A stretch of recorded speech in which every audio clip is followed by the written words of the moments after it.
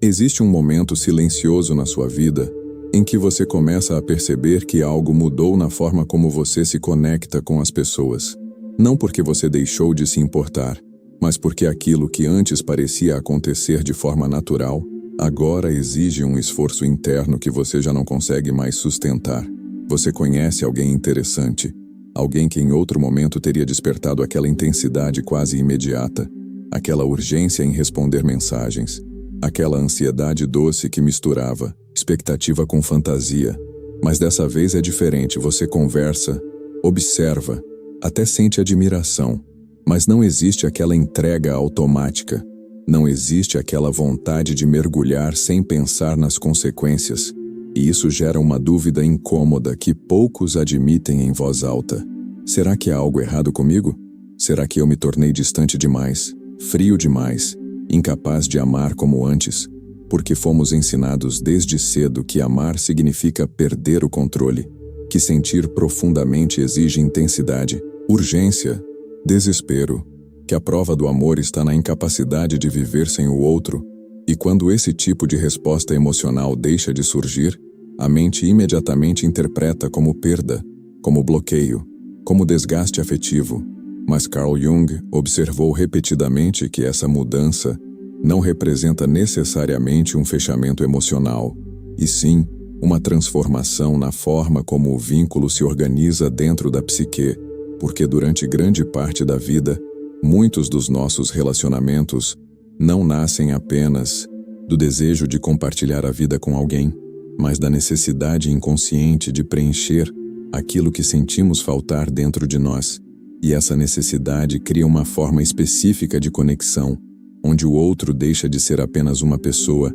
e passa a representar uma função psicológica. Ele se torna a validação que não conseguimos oferecer a nós mesmos, o pertencimento que ainda buscamos, a segurança que ainda não desenvolvemos internamente. E é por isso que certos encontros parecem tão inevitáveis, tão intensos, tão carregados de significado desde o início, porque aquilo que está sendo ativado não é apenas a presença do outro, mas a promessa inconsciente de que finalmente algo dentro de nós será completado. E quando essa promessa deixa de exercer a mesma força, quando essa urgência deixa de dominar a forma como você se envolve, surge a sensação de que a capacidade de amar diminuiu, quando na realidade pode estar acontecendo exatamente o oposto, porque talvez o que esteja mudando não seja a sua habilidade de sentir, mas a função que o vínculo afetivo desempenha dentro da sua própria estrutura emocional. E esse tipo de mudança raramente é confortável no início, pois exige abandonar a narrativa de que amar significa precisar, e aceitar a possibilidade de que o amor possa existir sem urgência, sem dependência, e sem a sensação constante de que sem aquela pessoa, algo essencial dentro de você permanecerá incompleto. Carl Jung compreendeu que muitos dos vínculos que chamamos de amor nascem de uma dinâmica inconsciente muito específica, não necessariamente do desejo de compartilhar a vida com alguém, mas da tentativa de compensar internamente aquilo que ainda não conseguimos integrar em nós mesmos. Porque quando existe uma sensação de falta, seja ela de pertencimento, validação, segurança ou identidade, a psique tende a buscar fora aquilo que não reconhece dentro, e nesse momento, o outro deixa de ser apenas uma pessoa e passa a representar uma possibilidade de alívio emocional, como se a presença dele pudesse preencher um vazio que até então parecia impossível de sustentar sozinho.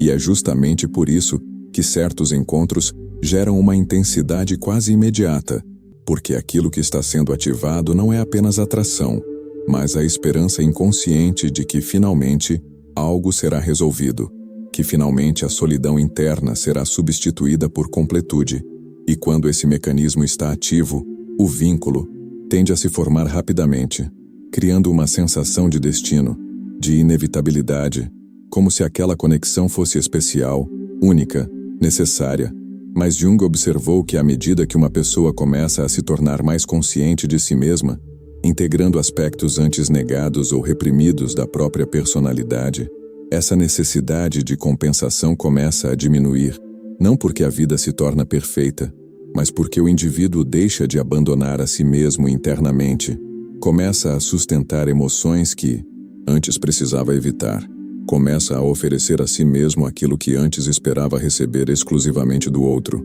E quando isso acontece, algo inevitavelmente muda na forma como os relacionamentos se iniciam, porque a ligação deixa de ser movida pela urgência de preencher um vazio e passa a depender de uma escolha mais deliberada, mais lúcida. E isso pode parecer inicialmente como perda de intensidade, pois a mente está acostumada a associar paixão com necessidade, ansiedade com profundidade, dependência com amor. Mas o que realmente está sendo perdido não é a capacidade de sentir, e sim a compulsão de buscar no outro uma solução para dores que pertencem ao próprio mundo interno. E essa diferença transforma completamente a maneira como alguém se aproxima de uma relação, pois o vínculo deixa de ser um remédio para a falta e passa a ser um encontro possível entre duas pessoas que já não se percebem como fragmentos em busca de completude, mas como indivíduos capazes de compartilhar sem desaparecer,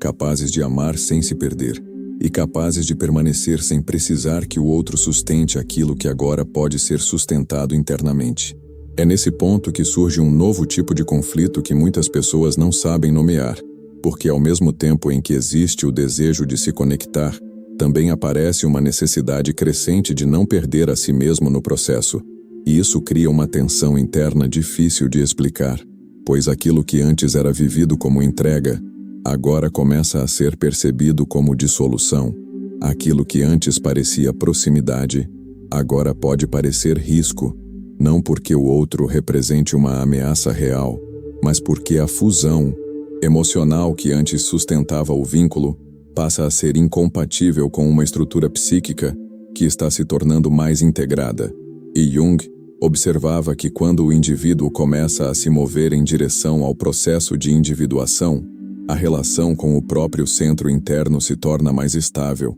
diminuindo a necessidade de buscar fora aquilo que antes servia como compensação. E isso inevitavelmente altera a forma como o amor é experimentado, porque muitos dos padrões afetivos que antes funcionavam dependiam justamente de uma certa fragmentação interna, dependiam da sensação de que algo estava faltando, dependiam da expectativa de que o outro traria sentido, validação ou direção. E quando essa expectativa começa a perder força, surge uma ambivalência emocional que pode ser interpretada como frieza, pois a intensidade já não surge da mesma forma, a urgência já não domina as decisões, e a fantasia já não consegue se sustentar por muito tempo sem que a realidade se imponha, criando uma experiência de vínculo que é mais calma, mais observadora, mais consciente, mas também menos arrebatadora. E é justamente essa ausência de vertigem que gera desconforto,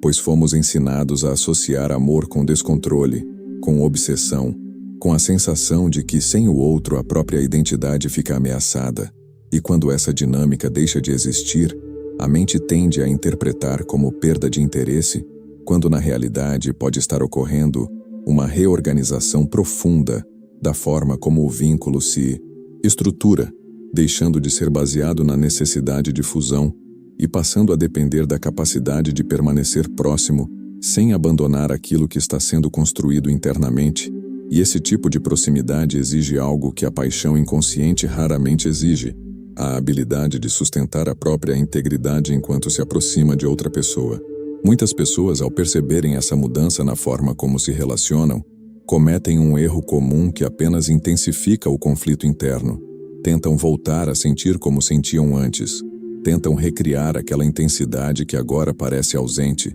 como se fosse possível restaurar a antiga forma de amar apenas repetindo os mesmos comportamentos, buscando mais proximidade, mais contato, mais validação, como se a falta de urgência pudesse ser resolvida com esforço consciente. Mas Jung observava que quando a estrutura interna começa a se reorganizar, tentar retornar aos padrões anteriores não resolve a tensão, apenas a torna mais evidente, porque agora existe consciência sobre aquilo que antes era automático. Existe percepção sobre as concessões que antes passavam despercebidas, e isso torna cada tentativa de fusão emocional mais custosa, mais desgastante, como se cada aproximação exigisse abrir mão de algo que está sendo integrado no nível mais profundo da personalidade. E é por isso que muitas pessoas começam a experimentar uma sensação de inadequação nas relações que antes pareciam naturais, como se algo estivesse fora de lugar,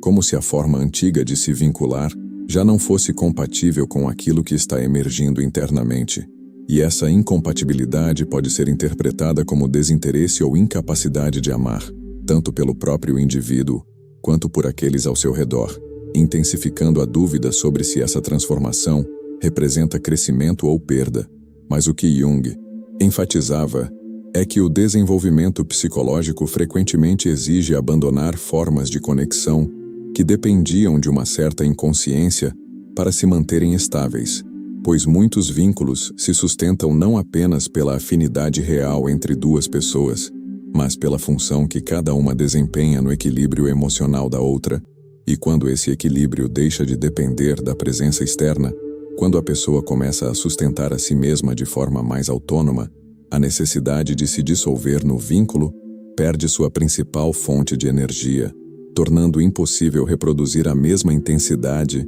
sem gerar um aumento significativo de tensão interna. E é nesse ponto que se torna evidente que talvez a ausência de paixão não seja um sinal de fechamento emocional, mas de que o amor deixou de cumprir a função de anestesiar a própria sensação de incompletude, abrindo espaço para uma forma de vínculo que não exige desaparecer para permanecer próximo. À medida que essa transformação avança, uma segunda mudança começa a acontecer de forma quase imperceptível, mas com consequências profundas na maneira como você percebe o outro, porque aquilo que antes surgia como encantamento imediato, agora passa a ser acompanhado por uma clareza que não existia antes. Você ainda pode reconhecer qualidades, ainda pode sentir admiração, ainda pode desejar proximidade, mas ao mesmo tempo começa a perceber desde o início aspectos que antes só se tornavam visíveis muito mais tarde: inseguranças,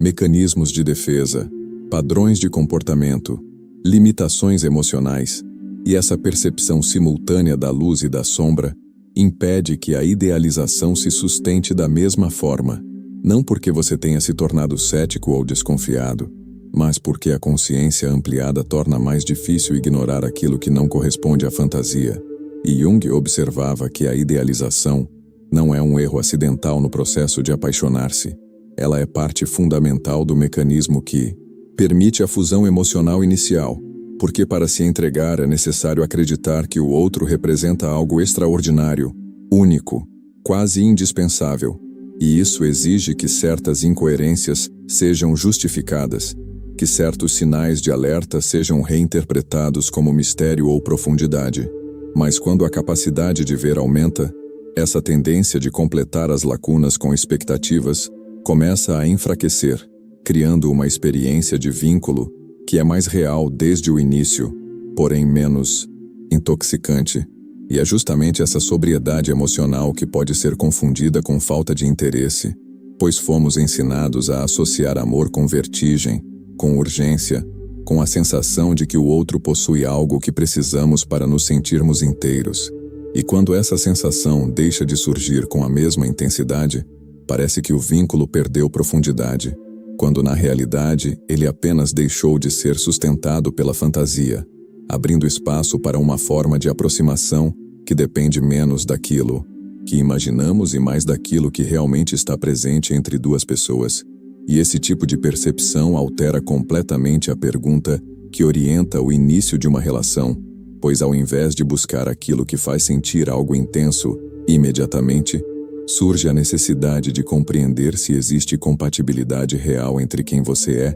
e quem o outro se mostra ser, quando observado com clareza. Essa mudança na forma de perceber o outro inevitavelmente altera também a forma como você responde emocionalmente ao vínculo, porque quando a idealização perde força, a relação deixa de ser guiada pela fantasia de que o outro irá resolver algo dentro de você e passa a depender de uma escolha mais consciente de permanecer. E essa escolha exige responsabilidade emocional, exige a capacidade de sustentar a própria presença sem recorrer à fusão como forma de segurança. E Jung compreendia que esse é Um dos marcos mais silenciosos do processo de individuação, quando o amor deixa de ser um movimento compensatório e passa a se tornar um encontro possível entre duas individualidades que não precisam se completar para coexistir. E isso transforma profundamente a dinâmica afetiva, pois a intensidade inicial que antes era alimentada pela necessidade de preenchimento deixa de surgir com a mesma força, abrindo espaço para algo que a maioria das pessoas estranha no início, a tranquilidade, porque fomos ensinados a interpretar calma como desinteresse, estabilidade como monotonia e ausência de urgência como falta de sentimento. Mas na realidade, essa serenidade pode indicar que o vínculo não está sendo utilizado para anestesiar uma sensação de falta, e sim construído a partir de uma presença que não depende da exclusividade do outro para se manter íntegra. E essa diferença, embora sutil na superfície, altera completamente a forma como alguém se envolve, pois a pergunta deixa de ser: essa pessoa me faz sentir algo intenso, e passa a ser: eu escolho permanecer sabendo quem essa pessoa realmente é. E essa transição é exigente porque não permite que a relação se sustente apenas pela fantasia ou pela expectativa de que o outro desempenhe um papel específico no seu equilíbrio emocional, exigindo ao contrário que o vínculo se organize a partir de compatibilidade real, respeito mútuo e capacidade de compartilhar, sem abandonar aquilo que cada um está sendo chamado a integrar internamente. E é por isso que muitas vezes essa nova forma de amar parece menos emocionante à primeira vista, mas oferece algo que a paixão inconsciente raramente consegue sustentar por muito tempo: estabilidade, continuidade e liberdade emocional sem a necessidade de desaparecer para permanecer próximo. Existe ainda uma terceira transformação que costuma acontecer nesse processo e que altera de forma definitiva a maneira como alguém se aproxima de um relacionamento. E ela está diretamente ligada à sensação de plenitude interior, porque grande parte das paixões nasce de um lugar específico da psique: a sensação de falta, a impressão de que algo dentro de nós está incompleto, seja um vazio emocional, uma ausência de direção, uma necessidade de validação ou um desejo profundo de pertencimento. E, quando alguém aparece parecendo possuir exatamente aquilo que sentimos não ter, a atração surge com uma intensidade que parece mágica, quase inevitável, mas que na realidade é psicológica. O outro deixa de ser apenas uma pessoa e passa a representar uma solução, uma resposta para algo que ainda não conseguimos sustentar sozinhos. E nesse momento, o vínculo deixa de ser apenas afetivo e se torna vital. Surge o medo de perder, surge a dependência, surge a sensação de que a própria identidade está ligada à presença daquele outro. Jung observou repetidamente esse padrão em sua prática clínica. A intensidade da paixão muitas vezes não vinha da profundidade do vínculo, mas da profundidade da carência. Quanto maior o vazio interior, mais intensa a atração, porque o outro não é percebido como ele é, mas como aquilo que ele representa no equilíbrio emocional do indivíduo. No entanto, algo começa a mudar quando a pessoa atravessa o processo de individuação, ao integrar a sombra, ao recuperar partes rejeitadas de si mesma, ao enfrentar feridas que antes precisava evitar. O vazio começa a diminuir, não porque a vida se torna perfeita, mas porque a pessoa deixa de se abandonar internamente, começa a sustentar emoções que antes precisava fugir, começa a permanecer presente diante da própria experiência sem buscar imediatamente uma distração que a afaste de si mesma. E quando essa capacidade se desenvolve, a necessidade de encontrar no outro uma forma de alívio emocional deixa de dominar a forma como os vínculos se formam, tornando impossível reproduzir a mesma intensidade sem gerar uma sensação de incoerência interna. E é nesse ponto que a paixão deixa de cumprir a função de anestesia, abrindo espaço para um tipo de proximidade que não exige que o outro funcione como resposta para aquilo que agora pode ser sustentado internamente. Quando essa reorganização interna acontece, algo muito profundo muda na forma como o amor é vivido, porque a maioria das pessoas nunca percebe que grande parte da intensidade que chama de paixão nasce da carência e do medo, da urgência de não ficar sozinho, da ansiedade de possuir do pavor de perder aquilo que parece sustentar a própria identidade. E tudo isso costuma ser interpretado como prova de amor, quando na realidade muitas vezes são sinais de dependência emocional. Jung observava que o inconsciente humano busca constantemente aquilo que sente faltar. E quando alguém acredita, ainda que de forma inconsciente, que precisa de outra pessoa para se sentir inteiro, qualquer encontro que pareça preencher esse vazio será vivido como algo extraordinário, quase místico. Mas o que realmente está acontecendo é um movimento de compensação psíquica. O outro não está sendo amado como ele é, mas como aquilo que ele representa no equilíbrio interno do indivíduo. E quando essa compensação deixa de ser necessária, o fenômeno da paixão, tal como a maioria das pessoas o conhece, começa a desaparecer, não porque o desejo desapareça, nem porque a intimidade deixe de ser possível, mas porque a compulsão, o desespero e a sensação de que sem o outro, a própria existência perde sentido, já não possuem a mesma força. Pessoas que atravessaram um processo real de individuação ainda podem amar profundamente, mas esse amor nasce de um lugar completamente diferente. Não nasce da falta, nasce da escolha. Não nasce do medo, nasce da lucidez, não nasce da fantasia, nasce da realidade.